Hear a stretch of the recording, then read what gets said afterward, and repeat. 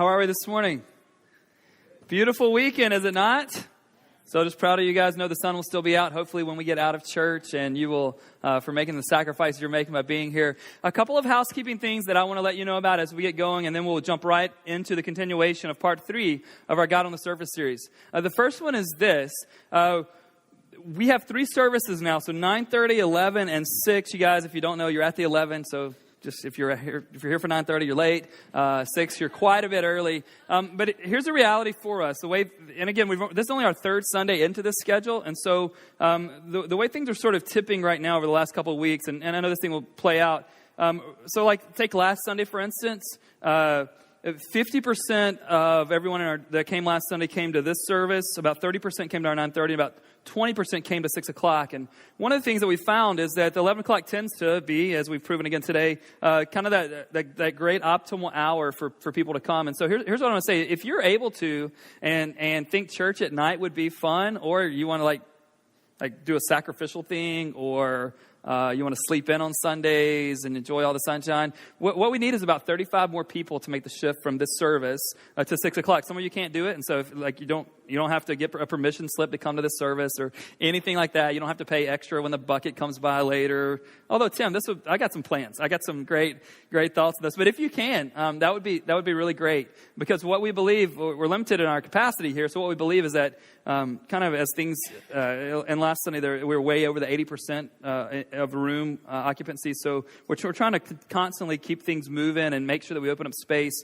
for new people. So especially if you're part of this church and like this is like you serve here and you are invested in the vision of this church, I'd love for you guys to consider. We had 5 people do it through email this week, so we need about 35 more people to consider doing that on a weekly basis. So, and that's going on. And also let your friends know if you have a good experience this morning and you're out and about with friends and they're just looking for something to do tonight, tell them, hey, what I'm telling you about happens all over again at 6 o'clock. And so we'd love for them to be here, excited about what God's doing in our church.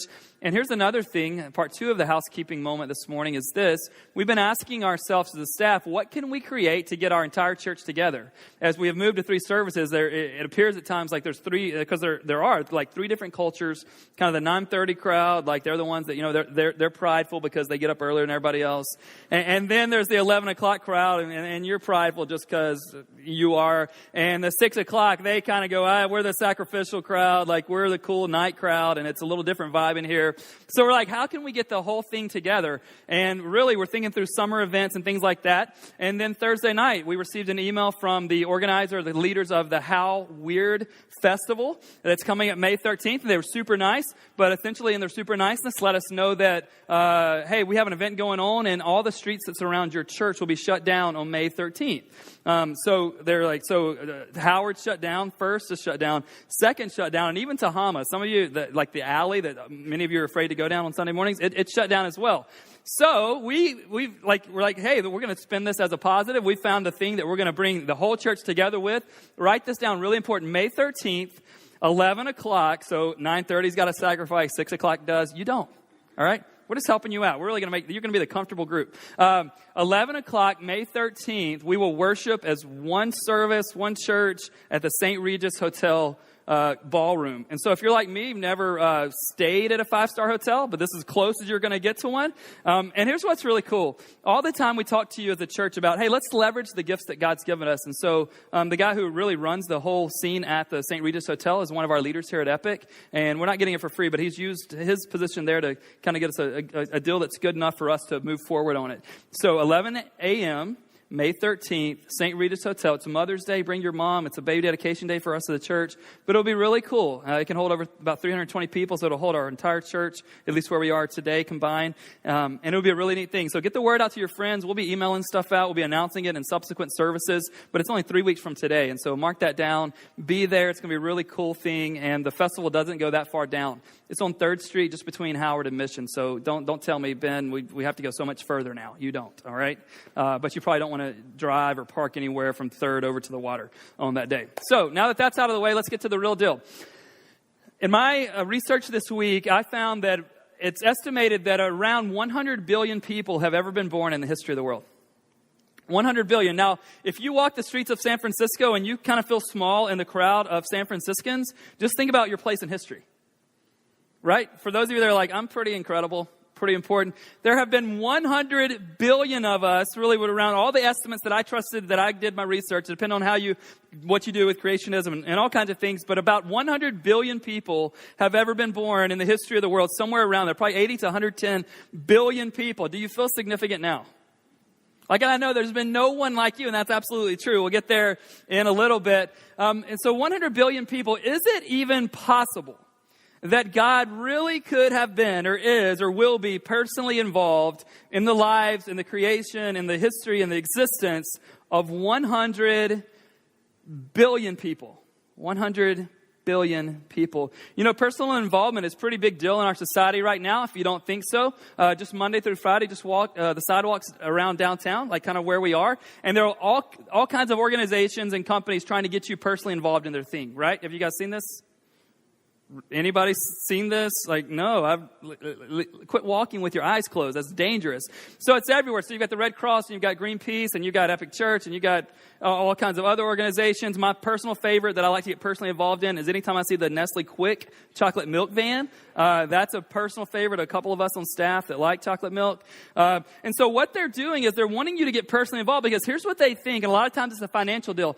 Here's what organizations, even we as a church, believe. If you will get personally involved, it'll affect the desired results that we want to see. Right? So a lot of times people do it with money, but that if you get personally involved, it will affect it. Whatever the cause is, whatever the organization is, whatever the company is, they believe, hey, would you please get involved? Because they know if you get involved, it's going to help their cause. Maybe they want a petition signed, it's going to help their cause. Maybe they want money, it's going to help their cause. They want you to be a part of this church in downtown. We think it's going to help the cause that God's given us, right? So we're like, hey, get personally involved. We even believe here as a church, the more personally you get involved, the greater effect it's going to have on your life and on our church and our city and the world as a whole. We just believe that because personal involvement always leads to some kind of effect, right? To a desired outcome, hopefully. And so the question this morning that we've been saying really all along in the God on the Surface series is this with personal involvement. We can say that God doesn't exist, therefore, of course, he doesn't get personally involved. Or we can just say that he exists, but he's a little bit standoffish, a little bit aloof. He kind of wound the world up and then stepped back. We can say that. That's an argument that some have. And of course, in that way, he doesn't get personally involved. Or we can say there is a God that exists. He does get personally involved. And if he were to get personally involved, it would have to affect everything, right? What I've tried to do in this series is kind of take away the middle ground. So many of us, both those of us that would say we're Christians and those of us that would claim not to have faith in Jesus, or at least not yet, a lot of us would say, you know what, maybe he does exist, maybe he does get involved, but who cares? And my whole theory is, and I think it's right, right? We always think our theories are right. I do think this theory is right. We can say God doesn't exist or he doesn't get involved, and that probably doesn't affect anything. But we cannot say, I don't think any longer, we have a God who exists, who gets personally involved, and it doesn't matter at all, right? The question is, do you and I want to have a God, and not that we get to choose, but I'm going to let you pretend like you have a choice. Do we want a God who gets personally involved in our lives? Well, it depends, right?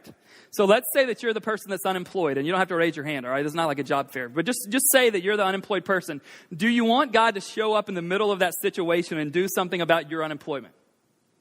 Yes, we do.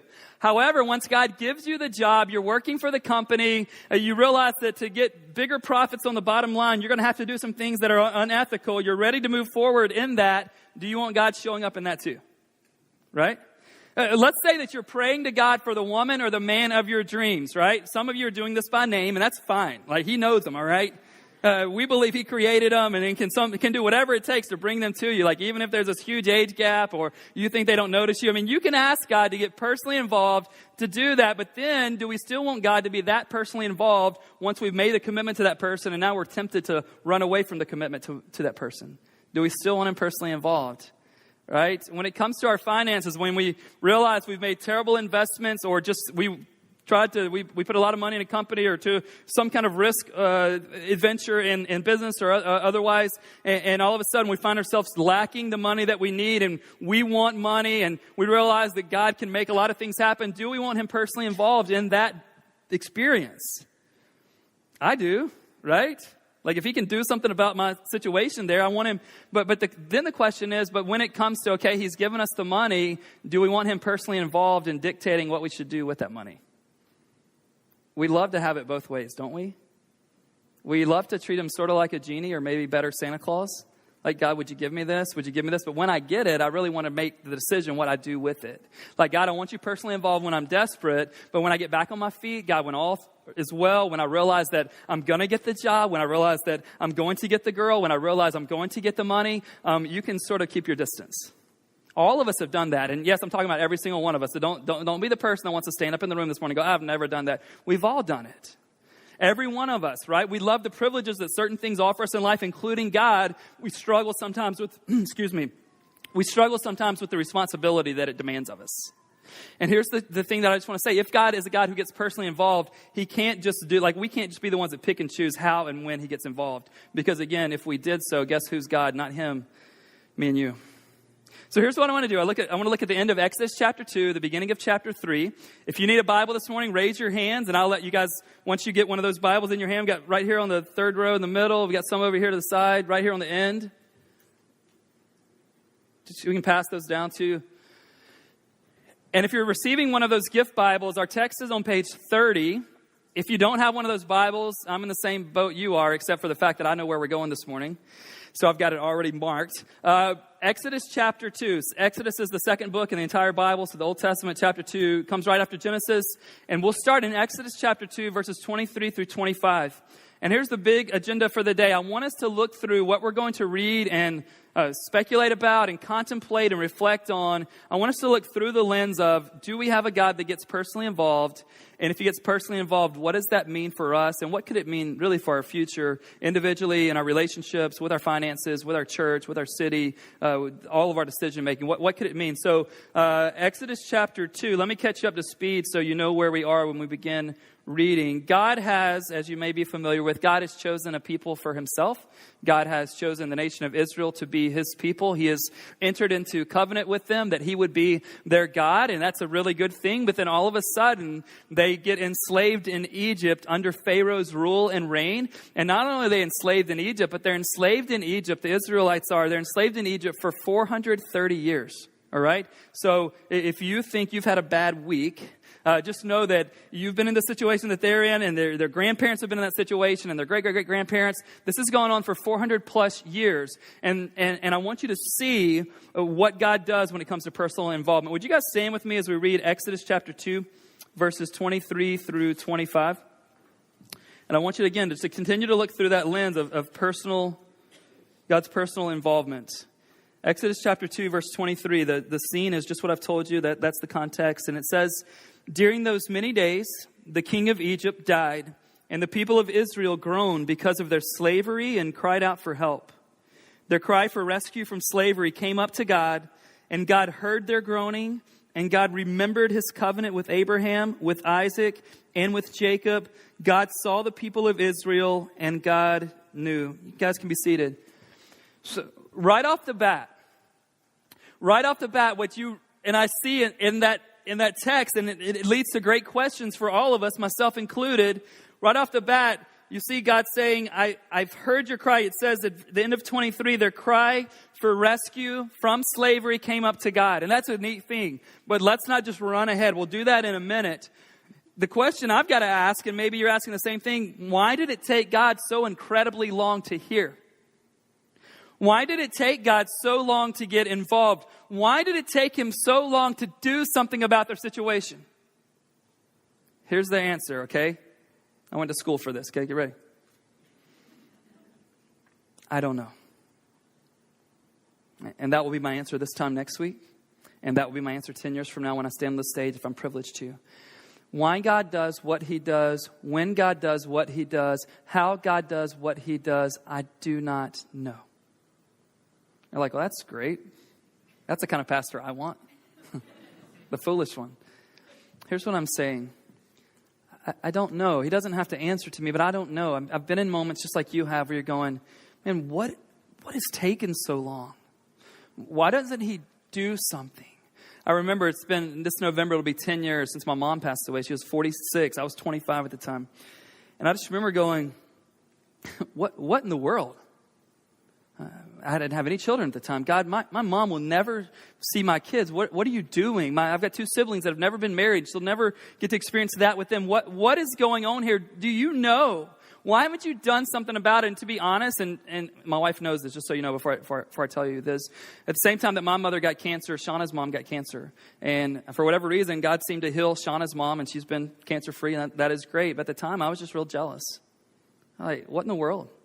So you heard that one, you saw that one, you did something about her, and I was so grateful.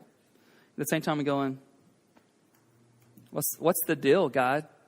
What are you doing? And I just want to tell you guys, because of my own experience, this is not pastor talking, this is not what I've learned at school, this is just me going, I have to be able to hold on to God even when I don't understand it and when I don't like it. And here's why. If we only have to hold on to Him when it works out in our favor, when we get the job, when we have enough money, when our relationships are great, that doesn't take much faith, does it? Let's just be honest. We're all awesome faith people when we're getting what we want, are we not? When we get what we want, when we want, and how we want. I mean, you're like, man, God's the best ever, right? I mean, anybody. It doesn't matter if they're Christian. Like, this is incredible. If this is what I get, then I want it. And the reality is, we have to go, will we want it regardless of what it means for us? Can we, at the end of the day, trust His heart that He is good? As Romans 8:28 says, that He works all things for the good of those who love Him. Though I can't get my mind around it, though I can't explain it, though I can't even 10 years later, some of you may go, well, Ben, I'm sure you've seen reasons for your mom's death since then. No, I really haven't. The story is it's not closed for me. But I've got to go, okay, God, I'm going to trust regardless. Not blind trust, but I'm going to go, okay, what do I know from the scriptures? What do I know from my own experience? What do I know about the way God did heal my relationship with my mom before she passed away? What do I know about these things? I've got to latch on to that. But I want you to see 4 verbs in the text we just read. And know this, the Hebrew language, they're not using tense when it comes to verbs. And so you see it as past tense here in 23 through 25. But I want to just speak to you as though it was present for them then and it's present for us now. 4 verbs. The first one about God. And it's going to get really like this anthropomorphic thing. And God doesn't actually have ears and hands and all that and a brain. But Moses is going to go listen to what God does. And he's going to actually put like this human, personal sort of things into God. And he says the first one, he says God hears. The first thing you see in 24 is that God hears. It says God heard their groaning. God hears. The reason why that's good news for me and you this morning is because we need to know that when we express something to God, even when we feel like, God, are you hearing me? I've said the same prayer for years. I've asked you to do something for my husband for years. We've asked you, could we get pregnant? God, we're trying to live the right life. God, do you even hear? This morning, I just want you to know that when God gets personally involved, He is a God who hears. And then it says that He is a God who remembers His covenant. You know why that's really good news? The writer says there that He remembered His covenant with Abraham, Isaac, and Jacob, and the covenant that He had made with them and the forefathers of Israel, the covenant that He would be their God, that they would be His people, that He would protect them, and that one day He would lead them into the good land that He's going to do after the Exodus, if you know how the story plays out. But right now, it doesn't matter what's promised you in the future. If today is terrible, it's hard to see the future, isn't it? And so what it says right off the bat is that, hey, even though you've been enslaved for 400 years, and I know that's not what you want. And again, we can't figure out why God did it the way He did it. God just going, hey, I remember the promise that I made. I'm going to be faithful. And one of the things you and I need to know when our world's falling apart, when it seems like God is standoffish, when it seems like He has no clue what's going on, we need to know that He's going to keep His covenant. We need to know, even if we walk away from it, because remember, as God makes covenant all throughout the scriptures and then through Jesus and brings about the new covenant, He's always faithful. And one of the things, maybe the only thing you and I can hold on to in those moments is that God is a God who keeps His promise. So He hears, He remembers, and then we see that He sees. You see that? That He sees. In verse 25 says that God saw the people of Israel. God saw the people of Israel. There are times when you're going through something and the one thing you need to know is, does God see? It seems like He's unaware. It seems like He's aloof. It seems like He's distant. It seems like He's forever away. And what it's saying here is that we have a God who sees. My wife, Shauna, and her co-author, they just wrote a book based on this whole idea, and it just got published, which is fun, and her author friend is here in town with her this weekend. But the whole idea is that we have a God who sees, and the name that God reveals Himself to be is Elroy, which is the God who sees. And here's where this name gets revealed in the scriptures. It's in Genesis chapter 16, verse 13.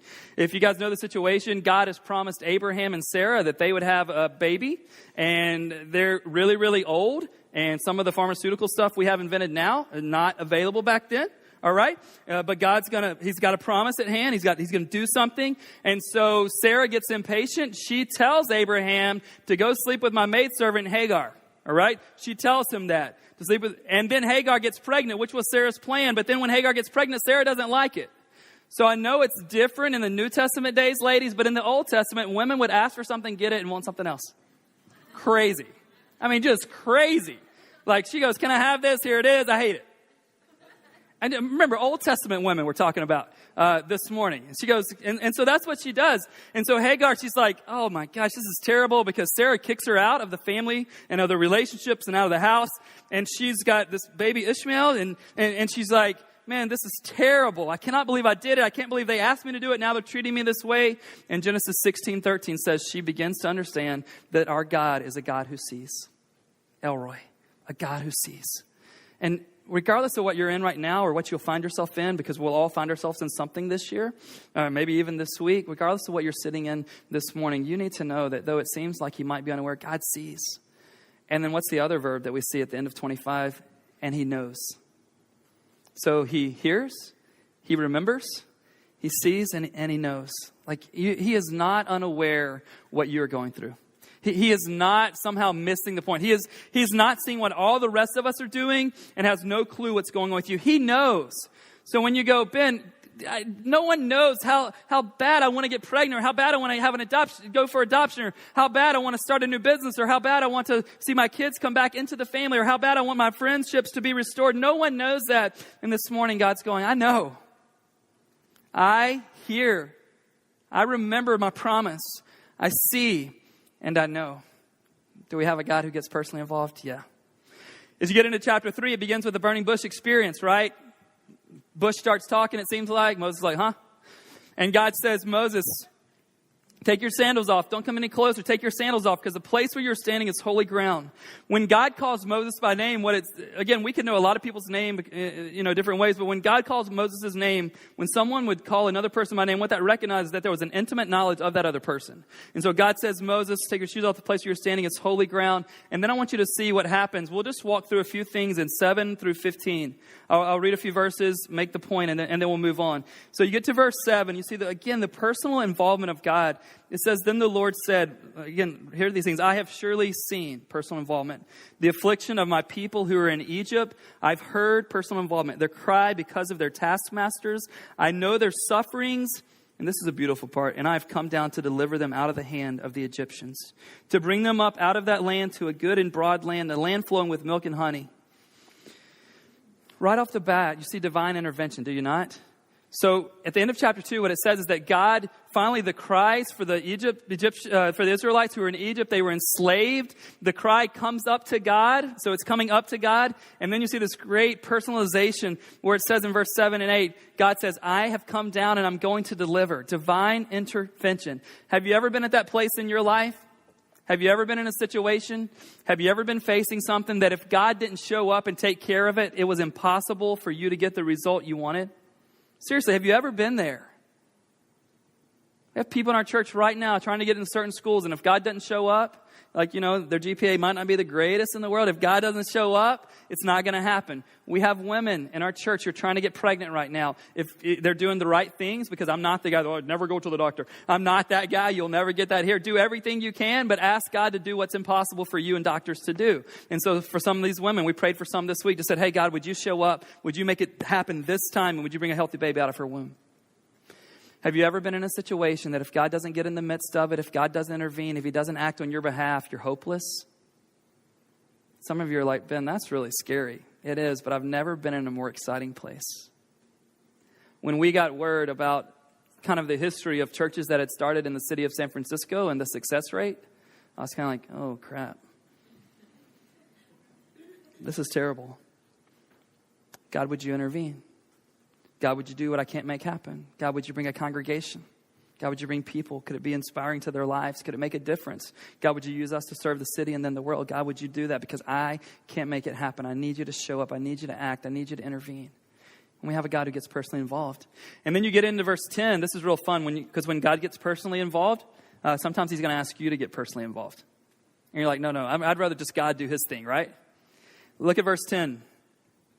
he says to Moses, "Come, I will send you to Pharaoh, that you may bring my people, the children of Israel, out of Egypt."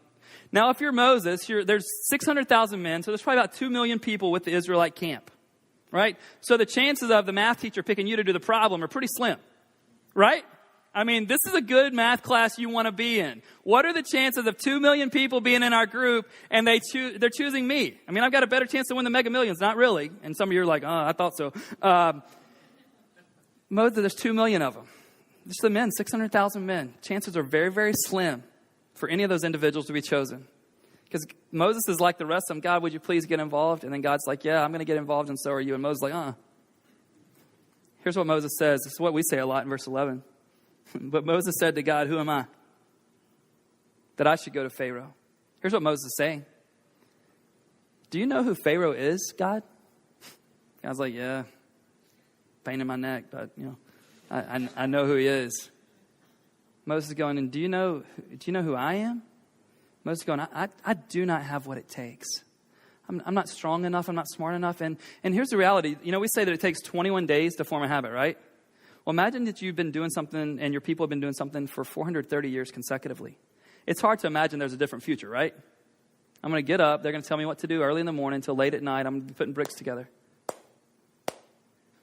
And God says, "No, Moses, I'm going to use you. I'm going to get personally involved, but here's what God does." This is fascinating. Wouldn't you like to sometimes just for God to do his thing? And he does this sometimes. And for us just to kind of sit on the front row and go, awesome. 10, But what God has done all throughout the history of the world is, as he gets personally involved, his plan has been to get us personally involved.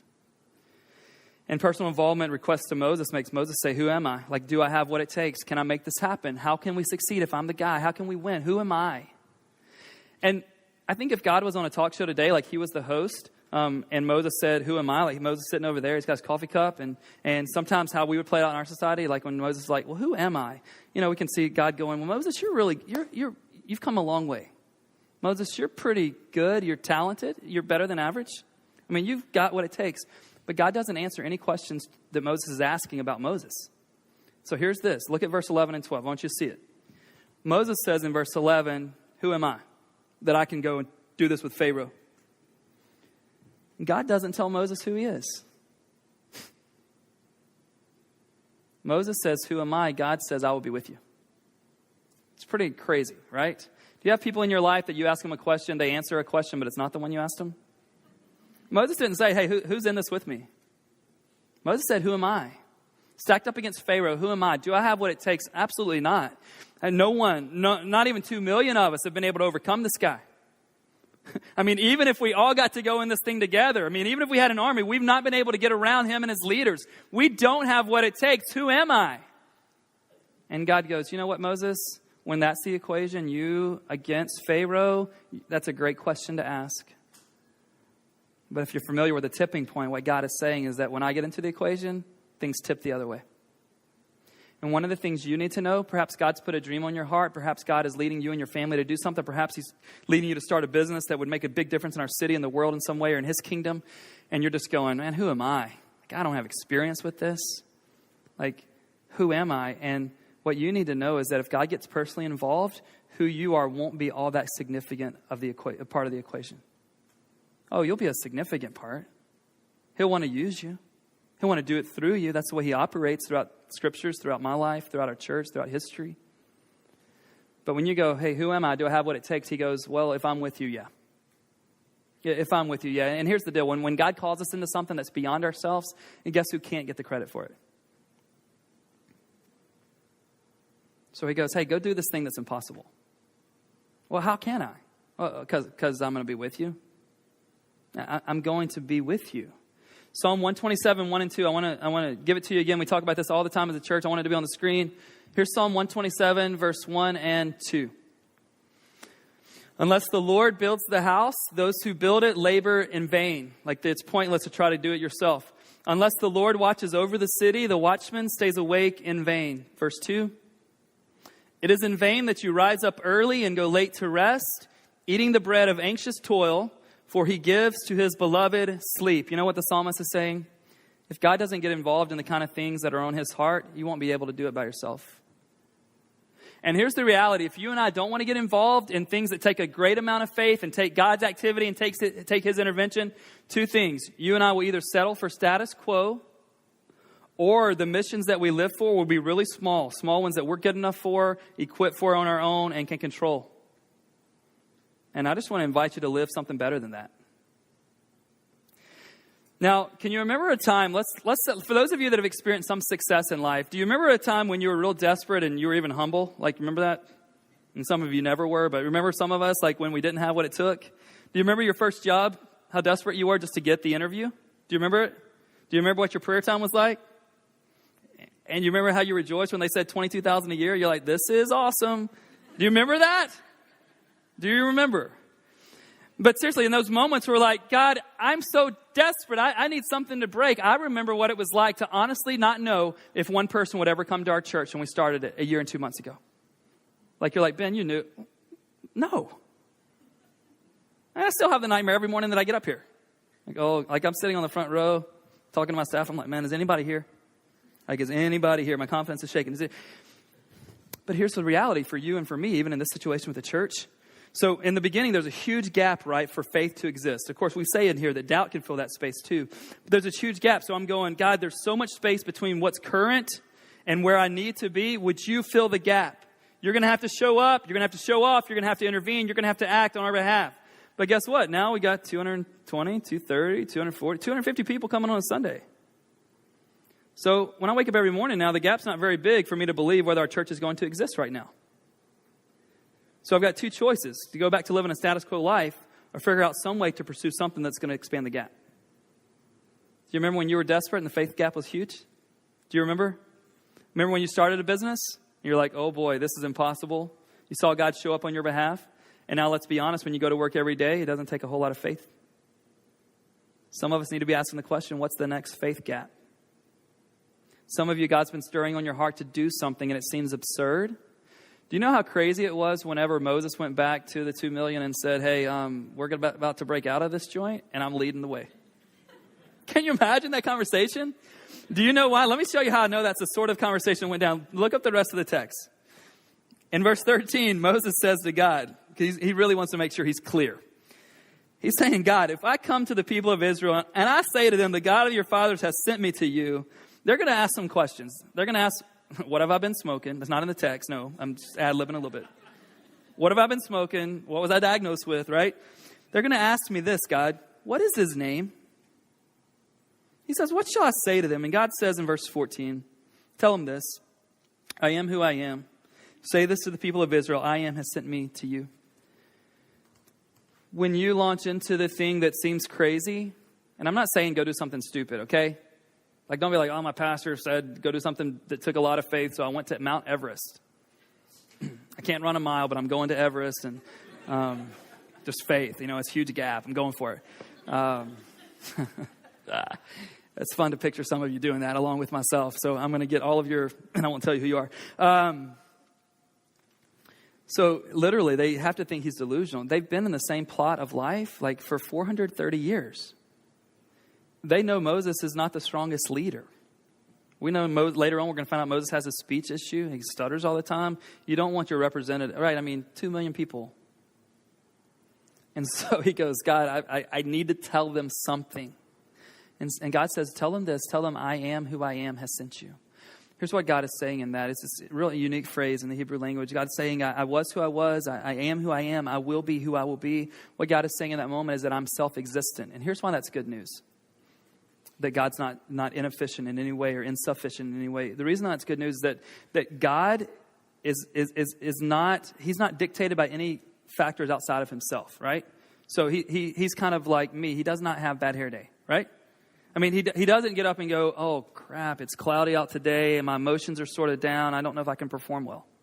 God isn't influenced by any factors outside of himself. And here's why that's good. Because you and I are we not? Right?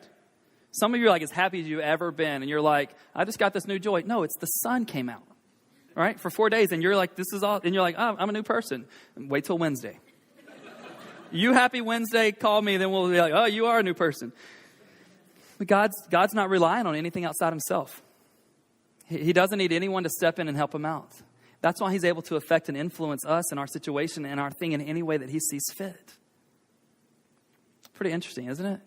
Now, let's be honest. I've tried to be encouraging so far. Like, hey, I want you to go pursue what it is that God's given you, really. Because when you and I ask the question, like, who am I? Like, when we go, God, how can I save my marriage? Like, I don't have what it takes. God goes, I will be there. When we go, God, I don't know that I can do this thing that I need to do that's ethical and has integrity at work. And God goes, well, I can do something about that. I can be there for you, right? And when we ask that question. So God gets personally involved in Moses' life and in these, say, 2 million other people in Israel. But he gets personally involved in someone else's life, right? Would you say, if you know how the story goes, that he gets personally involved in Pharaoh's life?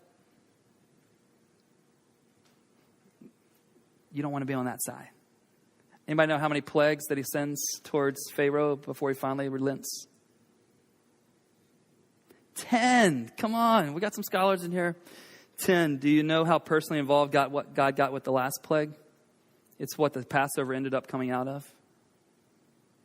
Do you know that Pharaoh, it came to the point, he was going to keep God's people under his control. This plague comes, he's like, oh, that's bad, but I'm going to keep going. You can't go, you can't go, you can't go, you can't go. God kills his son and a lot of the other firstborn sons in Egypt, and he goes, all right, please don't be personally involved with me anymore. And so you're like, well, Ben, what does this mean? Here's what it means. It's going to sound real simplistic, but it has major implications. Try to live life on his side and align yourself with what he's up to, what his ways are, what his direction is. You don't want to be on the opposite side. I don't either. He's going to get personally involved. You want to be standing with him. And he's invited us to do such a thing. In fact, this great story, man, it's an incredible story of slavery and freedom and rescue, is it not? But here's what's so cool, talking about God's personal involvement. You and I, because of our sin, we're enslaved to our sin in a much greater way than they were enslaved in Egypt. And remember the verbs? God heard about their slavery. He's heard about ours too. He remembered his covenant. He remembered his plan with us. He saw the situation they were in, kind of where they were, the lot they had in life. He's done the same with our sin. And he knows, meaning, what does he know about us and our slavery? He knows that if something doesn't happen, we're going to be enslaved to it for all eternity. Not only enslaved to it, but enslaved to the implications of it. And that will be our effect. That will be how this thing ends. And so in a greater way than he does, he told Moses he's coming down. In the person of Jesus, that's what he said to you. I'm coming down. I'm getting involved. I'm going to deliver you. But only if you place faith in him and say, God, I recognize I'm a sinner. I need to be freed from my sin. And even in a greater way than he did for the people of Israel in Egypt, you and I, and some of you are going, but Ben, I'm a Christian. Have you really placed your faith in him? Or are you still enslaved to your sin? The offer from God this morning is, hey, not to come to church more. The offer from God is not, hey, just to ask me to be a part of your life as you pursue really good things for yourself. It is, hey, the best thing that I have to offer you is freedom from your own sin. Do you want that?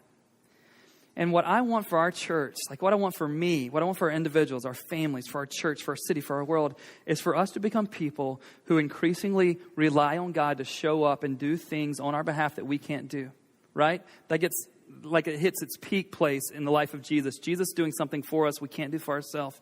But even in moving forward, like when you decide, what are you going to invest in? What are you going to pursue? What are you going to, like, what kind of business will you begin? What kind of thing will you decide to do? What comfortable and secure thing will you walk away from? Because I think that's the call of all of us at some point, whatever it may be. As you begin to pursue that, know that you have a God that when he gets involved, it doesn't matter what you're up against. Do you know that I planned on us being a church that sets up and tears down for 5 to 10 years?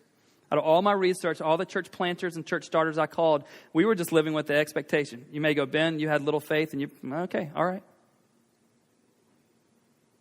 God had something else in mind. He drops this thing, and I was like, oh, by the way, God, if we're going to have it in downtown, it needs to be zoned for 200 people. Okay, I can do that. I can do that. God, I need you to take care of my kids in this special way. And I'm like, it seems impossible. God goes, I can do that. Some of you need to lean into him. Some of you are leaning away from him because you don't want to experience the hurt. And you're like, if I let God in and I get vulnerable with God and he doesn't do it how I need it to be done, then I'm going to actually lose my faith completely. And so you're afraid. But I just want to encourage you to lean in. I want to encourage you to engage. And you're like, Ben, will I wake up tomorrow morning and everything be different? I don't know. I think he has that power. Some of those things you're going to have to hang on. Continue to be faithful. My mom that I mentioned earlier, I don't know how I would classify myself as a sophomore in high school, but I wasn't the best kid. I was the worst. And she would get together with 2 or 3 other ladies every Monday night at our little church in the city that I grew up in and pray for me. And she would say things to me like, hey, I want you to know we're praying for you. And I remember one time especially, I was just mad. And I just said, you can pray for me all you want to, but it's not going to change anything. Thankfully, she kept going. God got involved.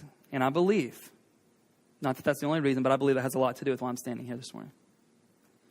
Even when you or the thing that maybe you are up against doesn't want God to show up, and I didn't at that time. I didn't want him anywhere close. I didn't want him to answer my mom's prayers. But I believe because he did, it has a lot to do with why I have the wife that I have today, the children, and why I have the calling on my life that I do today. What is it you need to trust God for that seems impossible? Because if he gets involved, if he engages in it, it could change everything. And it might not be exactly what you want him to do, but it's not going to be worse. Do you guys pray with me this morning?